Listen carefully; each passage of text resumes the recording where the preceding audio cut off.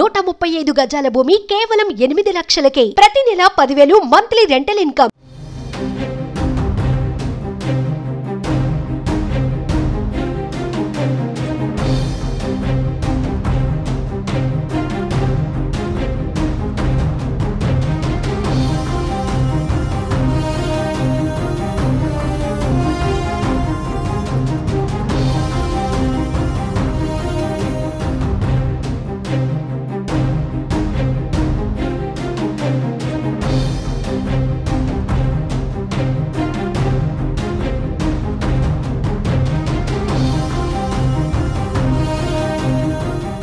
ఏపీలో గ్రామ వార్డు సచివాలయ వ్యవస్థ ప్రక్షాళనకు కూటమి శ్రీకారం చుట్టింది.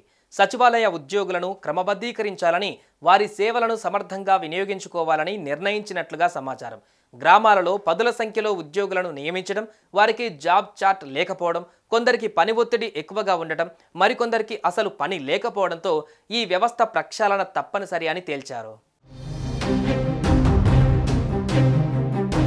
చంద్రబాబు ప్రభుత్వం కీలక నిర్ణయం దిశగా అడుగులు వేస్తుంది. గ్రామ వార్డు సచివాలయాల వ్యవస్థలలో ప్రక్షాళనలో భాగంగా రేషనలైజేషన్ దిశగా అడుగులు పడుతున్నాయి.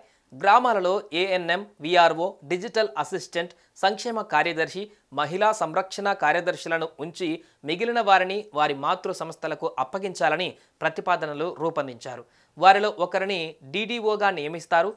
అదేవిధంగా వార్డు సచివాలయాల్లో అడ్మిన్, ఎడ్యుకేషన్ అసిస్టెంట్, సంక్షేమ కార్యదర్శి, శానిటైజేషన్, ఏఎన్ఎం, మహిళా సంరక్షణ కార్యదర్శులను ఉంచి మిగిలిన వారందరినీ మున్సిపల్, పట్టణాభివృద్ధి శాఖకు అప్పగించనున్నారు.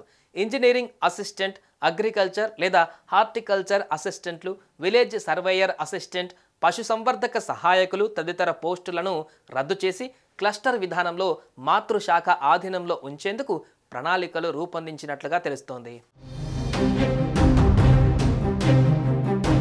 రాష్ట్ర వ్యాప్తంగా గ్రామ వార్డు సచివాలయాల వ్యవస్థలను ఏం చేయాలనే అంశంపైన కూటమి ప్రభుత్వం సుదీర్ఘంగా కసరత్తు చేస్తోంది. మొత్తం సచివాలయాలకు అవసరమైన 5-6 కార్యదర్శులను అక్కడే ఉంచి మిగిలిన వారిని ఆయా మాతృ సంస్థలకు పంపించాలని భావిస్తున్నారు. ఇలా చేస్తే ఆయా శాఖలను బలోపేతం చేసినట్లవుతుందని చెబుతున్నారు.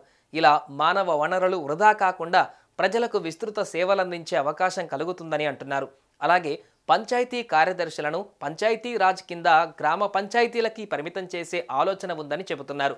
కార్యదర్శుల విషయంలోనూ కీలక మార్పులు చేయనున్నారు. కొంతమంది సిబ్బందిని పట్టణాభివృద్ధి శాఖకు అప్పగించనున్నట్లు సమాచారం. సుమన్ టీవీలో మీ పర్సనల్ అండ్ బిజినెస్ ప్రమోషన్స్ కోసం కింది నెంబర్కి కాంటాక్ట్ చేయండి.